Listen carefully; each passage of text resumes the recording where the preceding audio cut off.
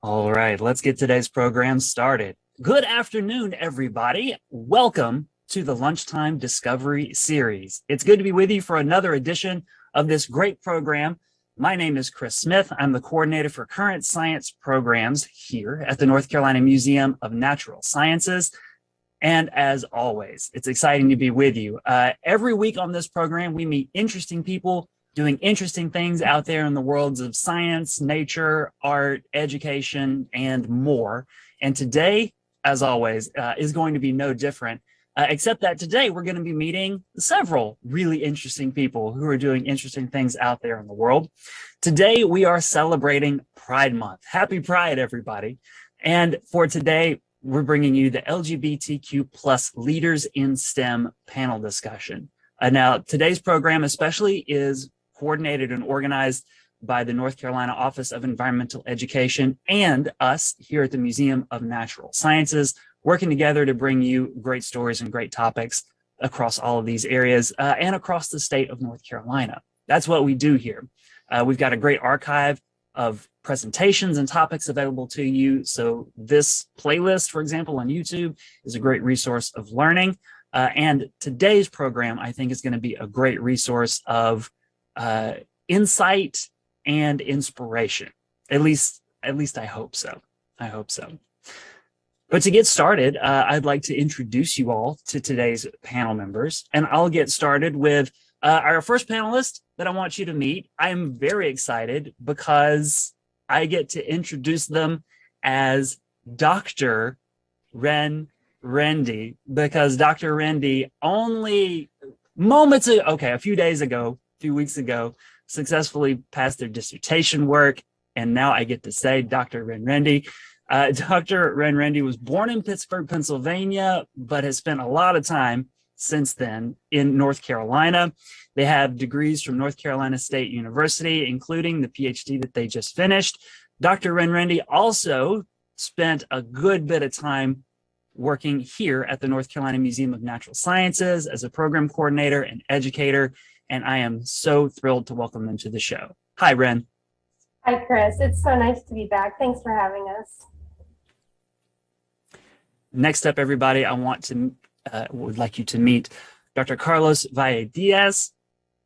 Carlos is an atmospheric chemist from Puerto Rico. He did his university work and PhD work in Puerto Rico, at the University of Puerto Rico, and a really cool project that he and I discussed on a previous iteration of a science education program that I ran, where we talked about dust traveling from Africa and its impacts on Puerto Rico's rainforest. Fascinating science, but most recently, Carlos has come to the U.S., to mainland U.S. from Puerto Rico to teach chemistry at Coastal Carolina Community College, and now is focusing on a new science communication YouTube channel called Air Psych that I'll be linking in the show notes, and I'll even drop a link to it in the chat a little later in the program. Carlos, welcome to the program. Hi, Chris. Thank you for having me. I'm excited to be here today. So thrilled you agreed to be here. Yeah. And then everybody meet Aaron Apple. Aaron is a North Carolina certified environmental educator, bringing that one full circle with the Office of Environmental Education co-presenting today's program, and has a background in natural resource management. Aaron is also, I don't know what the correct term for it is, but like a certified fire starter for prescribed burns, which is just the coolest thing ever. And Aaron now works here at the Museum of Natural Sciences as the coordinator for youth programs, working with our Girls in Science program and other middle and high school programs, and working with the museum's teen volunteers. Hey, Aaron, it's good to see you again. Hi, Chris. Thank you so much for having me. So to kick off our panel discussion, at least for the first question, we'll take this one in turn. I'm really curious just to have each of you give us your experience, like share your individual career paths in STEM, in science and in nature. And Dr. Rendy, if we may, I'll start with you. Fantastic. So I think like I think many of us here grew up just as an outdoor kid, spent a lot of time outside in nature, really developed a love for science. And as an undergrad, I attended North Carolina State University and got a degree in plant science because I'm just all about botanicals. After that, I began a career in environmental education and started volunteering at the museum for the first time. After several years doing that, I decided that it was really important to me to dive into the world of science communication, and I received a degree in journalism from the University of Miami, where I was a practicing journalist for a number of years, did some work with National Geographic and some other large publications, and then home called, and I came back to North Carolina and was reintroduced to the museum, where I worked in education programs, specifically the programs focused on public communication of science. So cafe coordinators, teen newsroom. And then while I was on the job, was doing some work collaboratively with NC State, and they encouraged me to come back and get a degree. So just in 2018, went over back to NC State and got my PhD in learning and teaching STEM. And, the museum vortex has spit me out for now, and I will be headed to the University of Nebraska, Omaha as an assistant professor in just 1 month's time. Yay. It's very exciting. Very exciting. The museum vortex. I like that. We were talking about that just before the show. Maybe we'll get into that one in just a moment. Carlos, could you share your career path into STEM and science communication for us? Yes. So just like Red, ever since I was a kid, always been into science and math, and it just stuck with me, right? All through my academia.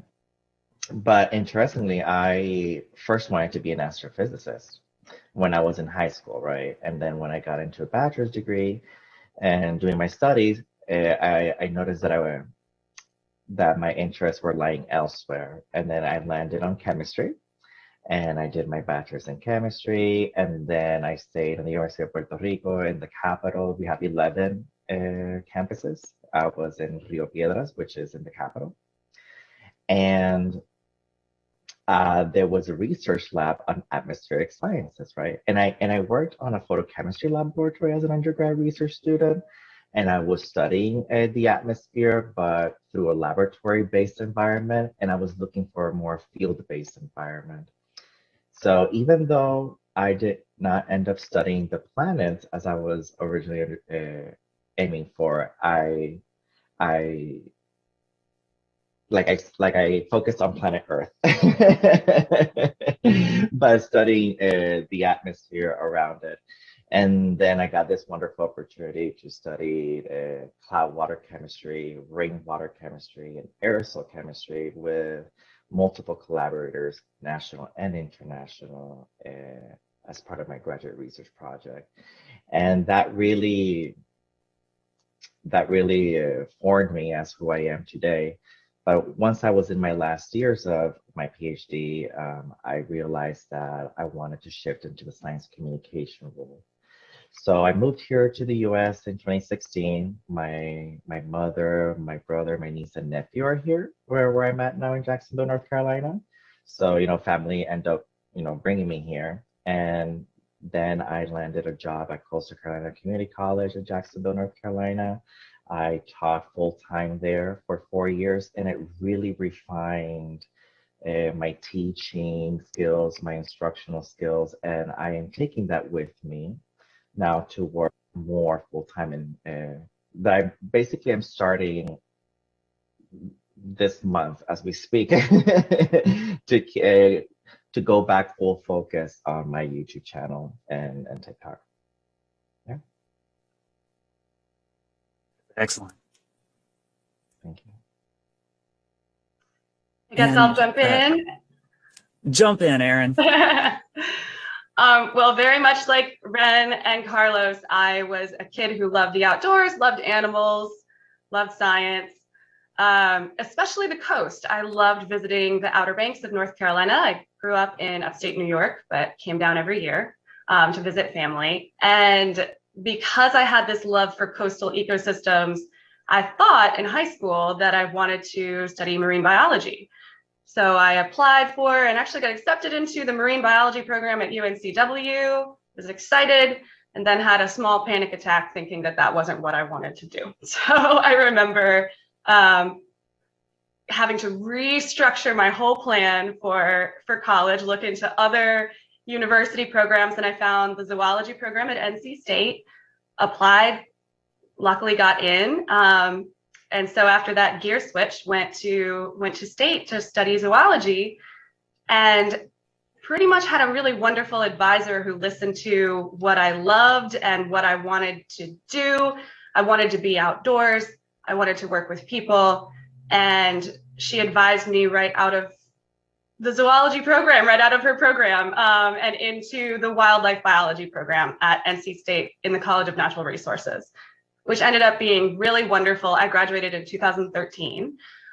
Before I graduated, I started working as a seasonal assistant park ranger for 2 summers in college, out again at the coast in Nags Head at Jockey's Ridge State Park, which is where I found environmental education. And it wasn't until my junior year of college that I was working in that job, wanting to focus on wildlife management and natural resource management. And they gave me a table of artifacts from the beach and asked me to stand out at the table and teach people about what these things were and interact with folks.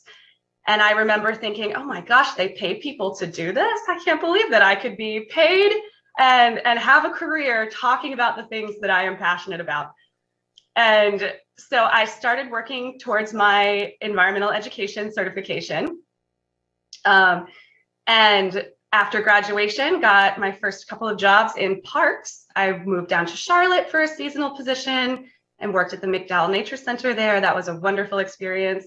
It was my first experience with prescribed burns, which luckily I've been able to stay connected with, kind of keeping in touch with my natural resource roots while I push towards a career in environmental education. Then I came to Wake County Parks and worked for 2 years as an educator and natural resource manager with Harris Lake County Park and the American Tobacco Trail here in Wake County. This position at the museum came available just over 5 years ago. I applied, I got it, and I absolutely love what I do now. Working with teens as an educator is amazing. I get to travel with them. I get to be a role model and mentor for them, but also connect them to so many other amazing folks. It's actually interesting for me to be in this position right now because normally I'm the one interviewing people about their career pathways into science. So it's really nice to work with teens, and I just love my job at the museum. So that's where I am at right now. Excellent stuff. Thanks all 3 of you for sharing your stories and career paths. And a thread that I was sort of pulling out of what I was hearing everybody talk about was this role of advisors, or mentors, or collaborators, and in each case, we're all sort of in this like academic and sciencey space. And so advisors and mentors so often come from academia, or, Aaron, you mentioned a university advisor. Carlos, you talked about, national and international collaborators on your PhD research, for example. Can we talk a little bit about the role of helpful collaborators or advisors, one in STEM and helping you pursue these, your interests and passions in STEM, but also being people who identify in that LGBTQ plus space?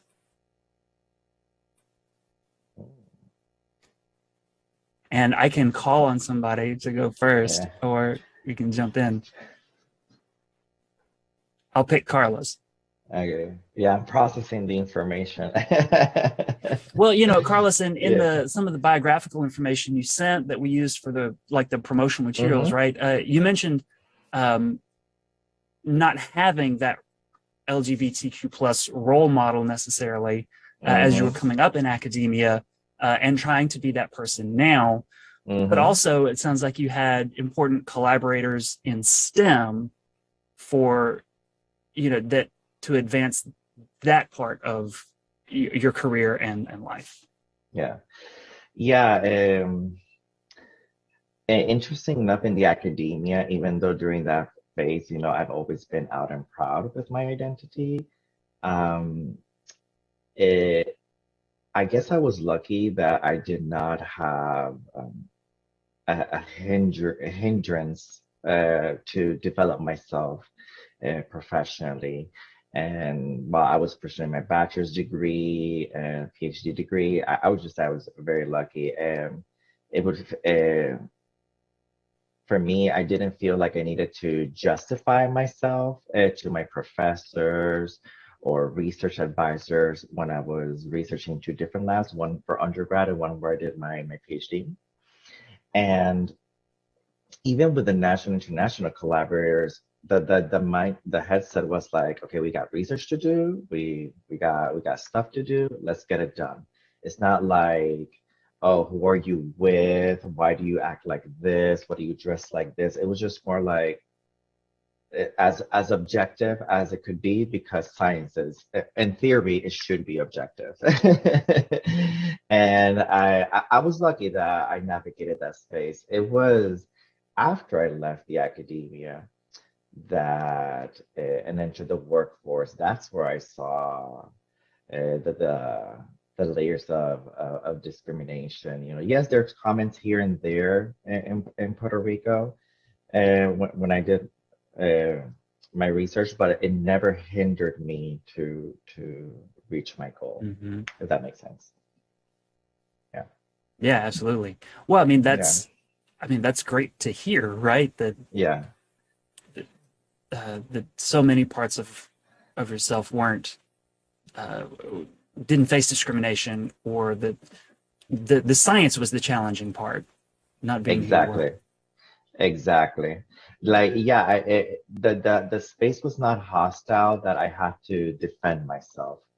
And well, there were at times, with, let's say, co-workers at the time that they were saying things that needed correction, or that I had to like justify myself. But thank goodness it was like a minor contributor to my entire academic experience, if you will. But I've always been curious how my life had been if I had a positive role model in STEM, because I did feel alone. Like, I did feel like I would have always wanted to have conversations and see how I fit into this space. Because even though my experience relatively is not as bad as other could have been, but I guess I wish I had more representation. I think that's what made me who I am today, that I need to be that representation as much people as I can, because I didn't have it. Yeah. Love that. I can relate to that. Sorry, Chris, go ahead. The floor is yours. Carlos, I can relate to that, but from a different perspective, as someone who only just recently came out, I feel like representation could have helped me, but I spent a great deal of time early in college, especially when I transferred into the wildlife program, which zoology is tended to be used as a pre-vet degree at NC State. Veterinary medicine is very female dominated. Moving into the wildlife program, it was an extremely male dominated masculine space. And I did feel pressure to conform to a certain level of, for lack of a better word, masculinity, I suppose, or just minimizing myself and my femininity. I honestly think that that was part of what took me a long time to figure out who I am, because I experienced that caving to pressure to conform early on in my career. And for quite a long time, even outside of college, I very carefully moderated my look, my voice, everything, until I realized in this job, I had to be a role model. And the best way to do that was to be more authentically myself. I did not see a lot of representation of folks who are queer or folks who are openly feminine in science. And so I've been going through a bit of a personal revolution to try to be more authentically myself, to be a good role model for the teens that I work with, many of whom are out and proud as members of the LGBTQ plus community so much earlier than I was. Working with these high schoolers has really been humbling and incredible to see. I think I had to gain a certain level of professional confidence to express myself, but now I'm trying to lead by example. And part of that was realizing my sexuality and coming out as gay. Mm-hmm. Mm-hmm. Now, can I add to what Eric said? Sure, please. Oh, yeah, sir. Awesome. No, thank you for sharing that. That makes sense because even in the chemistry department, I've noticed there were a lot of people, more than other departments, I guess in my experience, that were part of the community, that I'll focus on gay men like me. Since you're in the academia, usually you're in the academia in your formative years, like late teens, early 20s, a lot of people are still figuring themselves out. And then even me, when I came out when I was 20, I'm 35 now, but during the academia, that's where when I came out. I noticed that if we had great resources for the LGBTQ plus community, a great representation, great leadership, I think we would have collaborated more together and empowered ourselves more together. And I think that it's more visible now in the 2020s, but in that time there wasn't. And I feel like we also had to conform to the masculinity of science, piggybacking what you're just saying, like, oh, I have to act a certain way, I have to present myself in a certain way. And it's unconscious. You realize it now when you go back, and literally just hearing you right now, it's like, yeah, that makes sense now. So yeah, I wanted to add that. Thank you. Yeah. And Ren, I mean, you held a somewhat similar position here at the museum, working with teens and doing education and being a kind of role model for students, and then moving back into academia for your PhD. So I'm curious about like that idea of becoming a role model, finding role models, and community in these different spaces. Yeah. So thinking back into my master's, my undergrad experience, I came out as bisexual in middle school, late middle school, early high school. It was not a good time. It was not met well in those youths in the those younger spaces, and I spent a lot of my time in early academia experiencing bisexual erasure, right? And being in straight passing relationships, which was different at the time. I had not yet transitioned.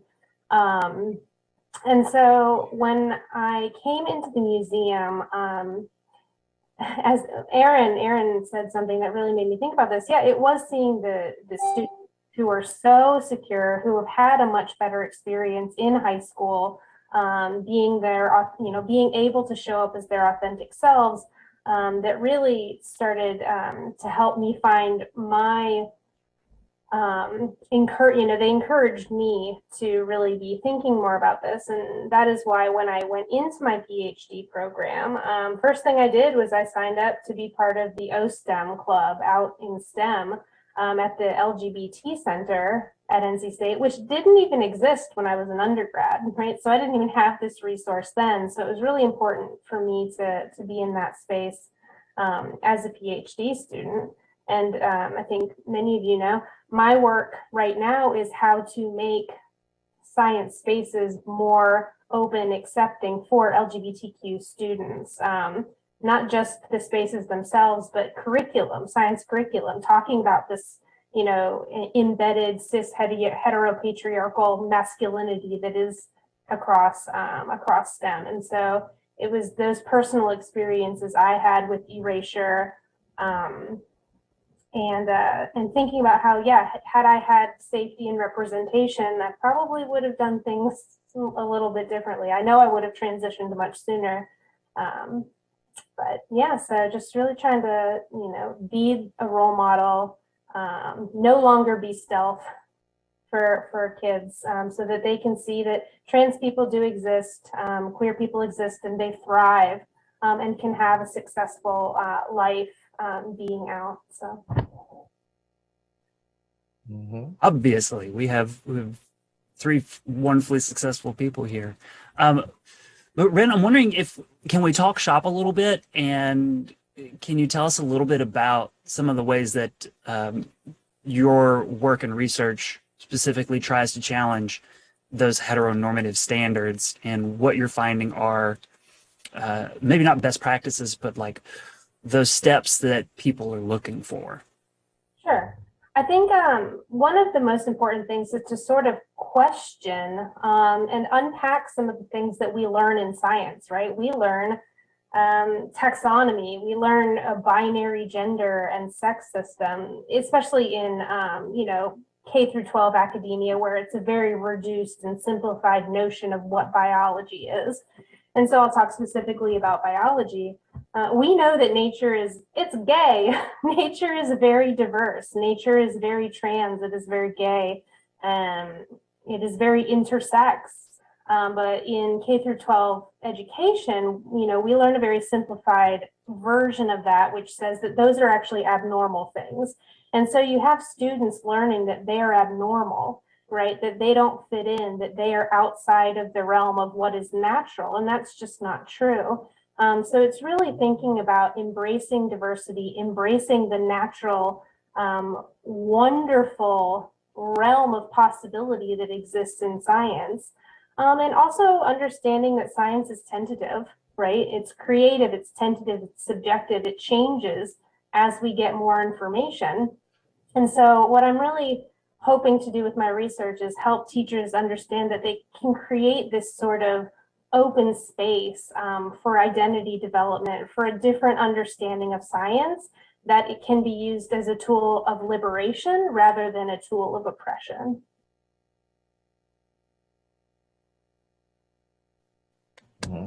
And building on that, yes, well said. I think that my original goal for pursuing this career was a desire to work in conservation.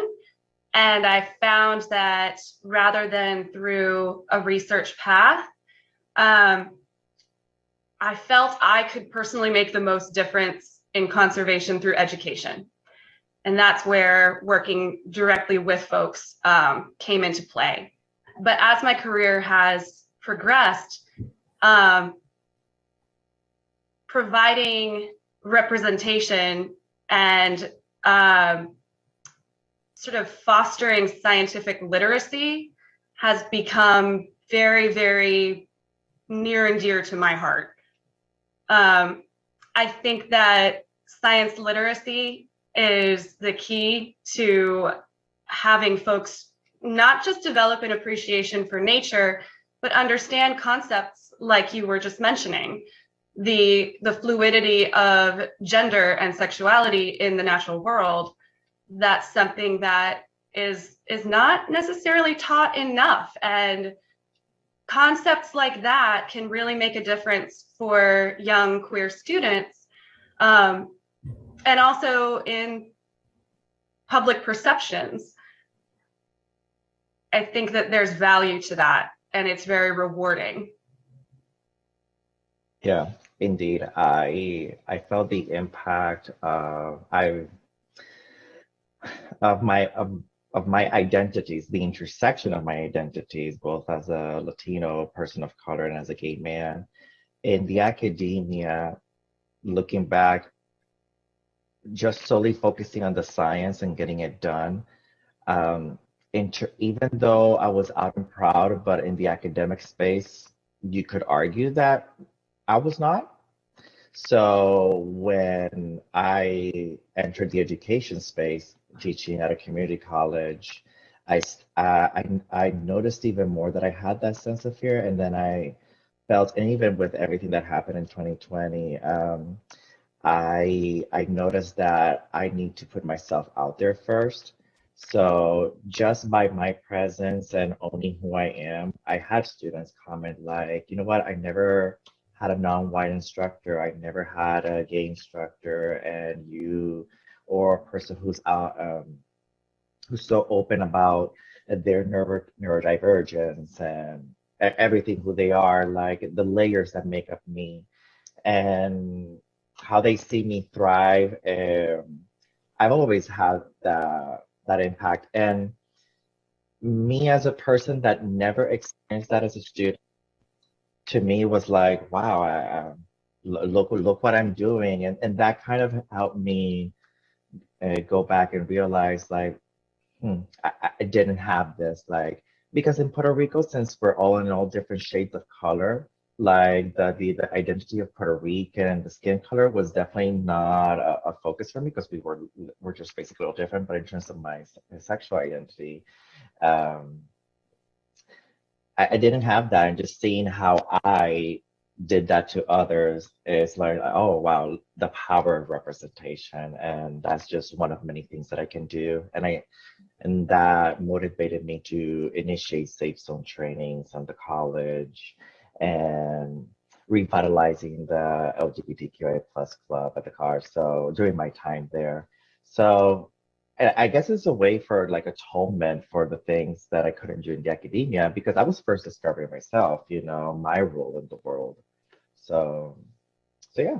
So it's also cool hearing others talk about their experience and the similarities between them, how we want to uh, do good based on our past experience. Like we're now here, and here we are, we're out and proud, and this is me, and it's okay to be me, and it's okay that you are in your own process, and that I'm inspiring you together.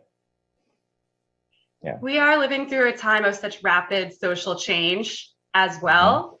I believe we're all in our 30s. The world looked very different when we were teens and Yes. in our early 20s. It is changing. There is, unfortunately, still at this time, a pressure to be an advocate if you want to be out. And I would say, even though I very, very much enjoy being that advocate, there are some days where it can be mentally draining and exhausting, and I just want to exist in my field and not have to defend myself or prove myself or try to be that role model all the time. So I would say hopefully by being a role model right now, I hope that I'm participating in that social change to the end that one day we won't need to have folks experience this pressure for advocacy just to be out as themselves. Everyone can just be, and equal representation will exist. And again, with rapid social change, I think we're getting so much closer. I'm very encouraged by the world that my teens that I'm working with are growing up in compared to just 15, 20 years ago. Agreed.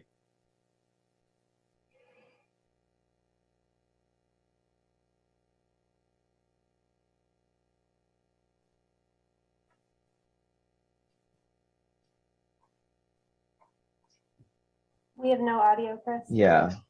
Thank you. Thank you. I was just expressing my appreciation to the three of you for sharing those stories and insights with us. That I can only imagine that it's difficult to see yourself as a role model, or to understand that you're in positions where you can be role models, or particular positions where you can implement change in academia or outside of it.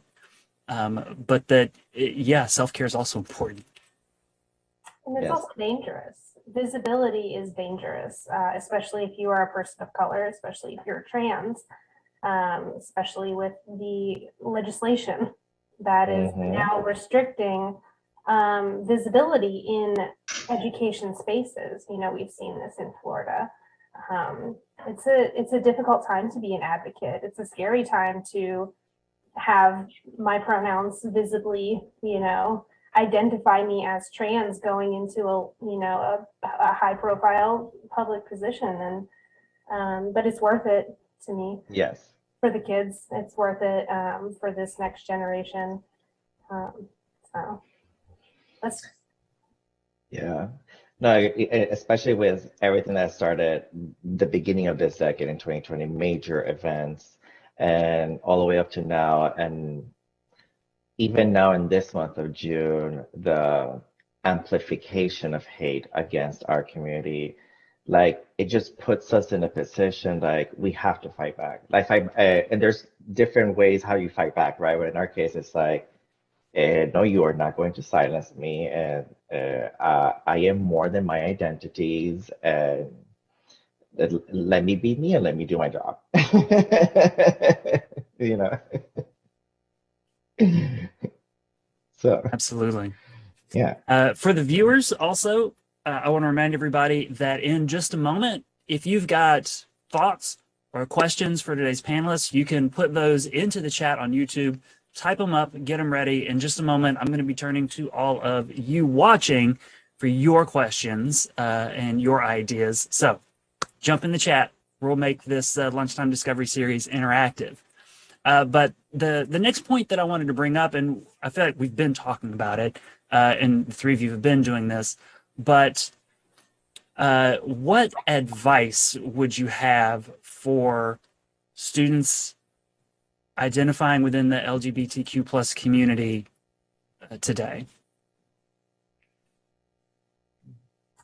If you are, you know, an LGBTQIA plus student looking to go into academia, the best thing I think that you can do is to look at what resources are available to you and ask for them. If you are looking at going into a research lab or working with a professor as a graduate student or even as an undergrad, know what your school will do for you. Talk to other students if you can about their experiences. Try to, you know, demand the support that you're due as a student. I think, and if you're able, that's a good way to approach, you know, going into academia. Yeah, I always say that approach it like you're interviewing them, right? Like once you decide to work at a research lab or a facility, industry, whatever STEM related, and make sure that you will not be discriminated and that you will be validated and affirmed for who you are, and that will not have any bearing to your performance and your academic growth. And if you happen to be unlucky in whatever space you decide to work on, just know that it's not a reflection of you, and that you will find somewhere that is worth it once you remove yourself from that space. And that right now is the time to go into STEM if you're ready to do it, because there are more resources, as Ren was saying, relative to, I don't know, 15, 20 years before. And there's more variety than it used to be before. Because, you know, right, at first it was all men, then women entered, and then per people of color. Now we're entering, and it keeps amplifying that diversity in there. So you could say it's relatively easier, and it's a great time to participate in STEM, but also know that always look out for yourself and your inner happiness. Do not sacrifice your integrity because you like that research so much, right? So your relationship with your mentor is top priority, because your mentor is the one that's going to sign your thesis if you decide to do your thesis. So, so it is. It at the end of the day, it is what it is. So it's like that. I've got two things that come to mind that no one told me that I wish folks had told me. And one is that failure is an important part of the process. Carlos, you mentioned neurodivergence. We all have struggles, and mental health is something that is also being spoken about much more openly now, for which I've been a proud advocate for quite a while. I struggled with getting to college as a formerly, A student and failing classes for the first time and struggling for the first time. Dealing with undiagnosed anxiety and undiagnosed ADHD was very, very challenging for me. There's a lot of crossover between the neurodivergent community and the queer community. Yes. So failure is okay. I cannot stress that enough. And the other thing that comes to mind is I spent a long time trying to fit myself into a variety of different boxes. But whether we're talking about gender expression, about sexuality, or simply about who you are, identity exploration and expression is fluid, and it's a lifelong process. So I think that I really grew up when I realized that I didn't have to fit myself into one box, to be one way, to, okay, I'm going into natural resources. That means I have to look and act and speak exactly as a stereotypical park ranger would. Otherwise, I won't be valid. That's not true. I can express myself in many different ways over time. So those are the two biggies that I think, if I had learned those earlier on, if someone had told me that failure is a part of the process and that identity expression is fluid and lifelong, it would have removed a lot of the mental burden that I've gone through over my life so far. Totally. Yeah, I resonate with that. Yeah. Find spaces that will let you do those things, that encourage that growth and exploration, especially in academia. And especially, I know there was a study that went viral that people in graduate school had a disproportionate rate of depression and mental health problems, and you add on top of that other layers of minority status, which is what you said about that there's a lot of intersection with mental health and the LGBTQI+ community. It was never talked about in the academia, but I was open about it. Like, once I entered grad school, I started therapy. Like, I need to survive this. So do not feel that you are weak or not enough, because you also need to have therapy to work with yourself while you're navigating the academic space, because the academia is pretty brutal. I don't know if by design, but knowledge, the pursuit of knowledge, working to achieve that title, it takes a toll on you, and for many reasons. It's unique for each person. So do not feel ashamed that you if you need help, because a lot of us did. So. Absolutely. And I used to think that I had to hide my struggles, that they made me less valid. There's imposter syndrome galore in academia, in any sort of STEM field. It's something I think most of us go through, but the shame is gone once you own those parts of your journey. And yes, therapy was wonderful. I want to acknowledge too that Ren, on this call, when we were colleagues, when we were working together, about 5 years ago, you were the first one to encourage me to go to therapy. And so thank you for that. Sharing my struggle connected us. And then I was able to access resources that I hadn't ever looked into before. And that changed my life for the better. You go to the dentist to see your teeth. There's nothing wrong with doing regular maintenance on your mind. It is just another tool. It's health. And it's an important part of health. Therapy exactly. for everyone. Exactly. Absolutely. Something that listening to the three of you talk, and that has happened in all of the iterations of this panel that we've done over the last few years. The first one being in 2018, and then we missed a year because of the pandemic, but this being, I think, the fourth one that we've done, is having hosted all of them, the conversation between the panelists always ends up folding in so many other parts of ourselves and so many life experiences that stretch outside of that sexual orientation or identity, the LGBTQ plus part that goes into,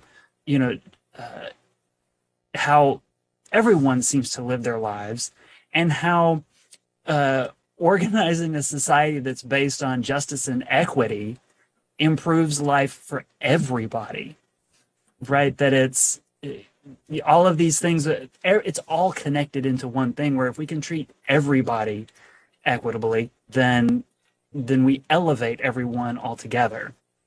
We all get to live better lives if we make the world a better place to begin with, which so for some reasons seems to be very difficult at times, which is why it's so great to have people like the three of you who are taking on the challenge and responsibility of being advocates and being role models and being open and, dare I say, vulnerable to the world in order to bring about those kinds of changes, which is special. So, thank you. I do have a question I want to throw. We got a few more minutes here, so I do have one from the chat for you. Elise is asking, do you have suggestions for how professionals in STEM fields who don't necessarily present as queer can act as representation for the younger LGBTQ plus science lovers? Mm-hmm. Yeah, I'll start from my experience as an educator.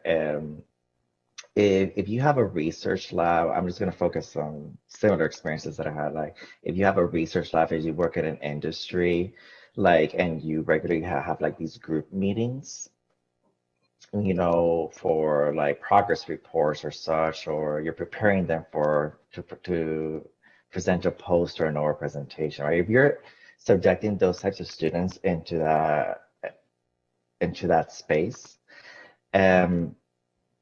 I guess being natural as an advocate for whatever layers of identity they present themselves, whether it's skin color, physical appearance, if they have invisible or visible disabilities, their place if they are part of the queer community, and also say, or if they share that with you, then be that cheerleader. Be like, okay, here are the resources. Tell me what I need to do so I can make you feel included and safe here. Oh, these are your pronouns. Okay, don't worry, we got it. We're gonna make sure everybody refers to those pronouns. We're gonna make sure that you feel safe. Or if somebody discriminated against you, talk to me. I got your back. Right? You have to be, because I did my PhD in 8 years. So that person becomes kind of a family member, So you kind of have to assume this parental role to them, like this mama or papa bear, I got you, I'm gonna get you the reason. I want to make sure you feel comfortable and included, and that you are that your thesis is about you as a scientist and you as an individual. That would be my take. Yeah, I agree. I mean, while it is important to have out visible queer representation, you don't have to take that on yourself if you are a queer person. And even if you're not queer, there's nothing stopping you from moving through the world queerly and understanding it queerly. Anybody can be an advocate, even without being part of the community. And it's doing these things that Carlos has talked about, validating people's different identity, listening to their struggles, but also understanding the social context, the institutional contexts within which all of this is, unfolding, especially, if you are in academia, understanding these intersectional perspectives of what it is like for these students, and honoring them. So even if you're not out yourself, you can still honor your students, and do right by them. I have many. Oh, sorry, Carlos, go ahead. Oh, no, sorry. I'm sorry. I was just going to add that even if nobody reveals about themselves to you, just say, as you present yourself as the mentor, like, hey, I want you to know that this is an inclusive space. Everything, I allow all identities here. I will defend them. I will love them, and I will give them equal treatment as people that are not. Because just signaling that plants a seed.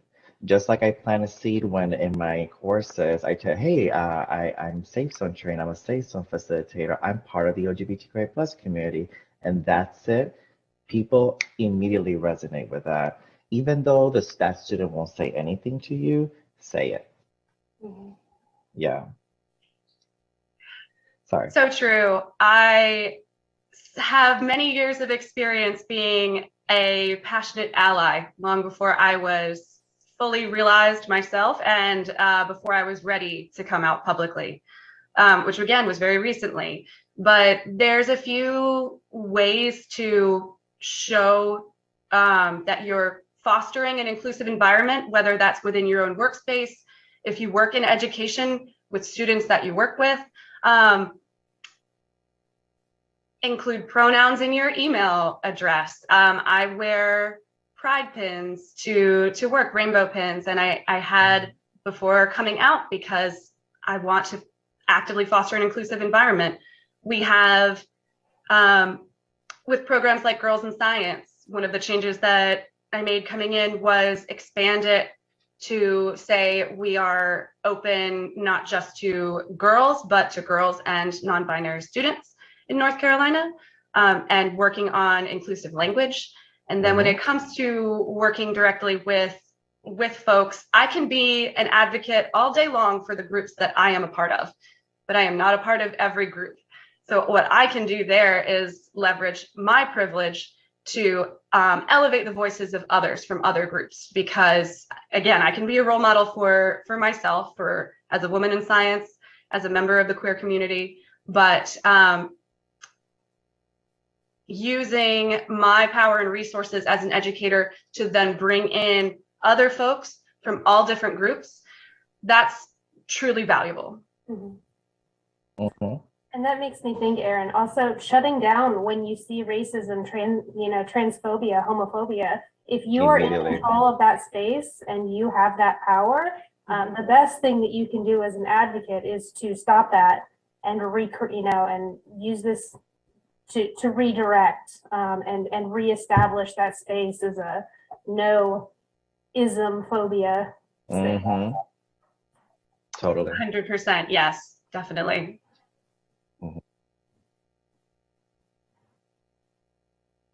Excellent stuff. Another question that came up here in the chat: do you have suggestions for how schools or universities can reduce the stigma around mental health so that students and adults will seek help and resources? Big question. Oh, Big many. question. Let's tackle that in 5 minutes. The institution of academia itself needs to change. There still is this "I suffered, so must thou" mentality, and I think that we really need to get rid of that. And that's going to start with training the people in power positions to understand that we do not have to recreate and replicate and perpetuate these kinds of experiences. It's training those people on how to help your students and where to direct them to. Schools are getting better with resources. It's just making those accessible, making them well known, and, you know, not, again, if you're in a position of power, not shaming anybody for accessing and using these resources. Exactly. Because unfortunately, the academia, especially in universities, has this capitalistic mindset, unregulated capitalist mindset, like extract, only the strong survive. You have to go through enough mental torture and take the hardest exams and the most unpedagogical practices, and only the worthy survives. And it's like, no, it's just, it doesn't work like that. That's old school. It doesn't work. It's not inclusive at all to literally anybody on this planet. So breaking that cultural mindset, it's a really tough battle. Because you know what, I was brought up by old school professors, and I don't think I am.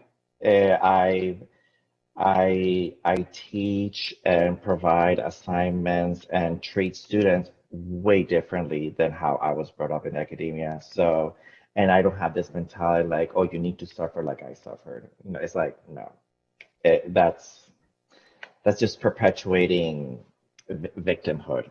That is just more toxic than productive. Yeah. Absolutely. I have nothing to add, just reiterating that it starts with cultural conversations and changing that stigma. But even since 2013, when I graduated from state, things have changed. I did not have too many resources that I was aware of to help. I didn't even understand that what I was struggling with was anxiety, ADHD, OCD, because of so much stigma. I thought that I was just a little bit more stupid than everybody else. And that I had to hide it and work even harder instead. Now there's so many more resources for students on campus to connect with student health, to get therapy. NC State now has a women's center. There's new resources that I think are being born of the changing cultural conversations. And that is a very good thing. Yes. And just owning up to, sometimes I tell my students, I'm struggling today. I am having a hard time, and just being just vocal. And, if somebody else says they have a hard time, appreciate that, and, I think there's again, this cultural history of, oh no, it'll be fine, you'll be fine, suck it up, you'll get through it, this is just this is temporary. It may be, but also just honoring that sometimes it sucks, and sometimes brains are doing bad things, and that is normal, and it's fine. And that, I think, is the one. And as Aaron mentioned, I was talking about this in the office, and being very candid about the times when I was struggling. And I think that can really help to reduce some stigma. It starts with looking in yourself and finding where you have these pockets of shame too. A tiny example that just popped into my head was I used to put just doctor's appointment on my work calendar, viewable by my supervisor and colleagues, when I had a therapy appointment. And now I'm like, you know what? Therapy is an important part of my mental and physical health. And so now I put the words therapy appointment on my work calendar, because there's no shame there. I had to undo that chain of thought in my head before I could then present myself a little bit more openly and authentically to the world.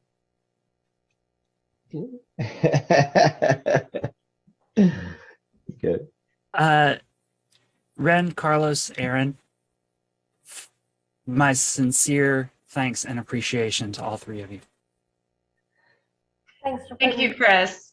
Thank you, Chris. And I love that you seek us out to talk during Pride Month. So that's one way that you're being a great ally and advocate for us. So that also adds up to the questions that we've been asked, like how else can you help us out? Just providing us these spaces to talk, So thank you.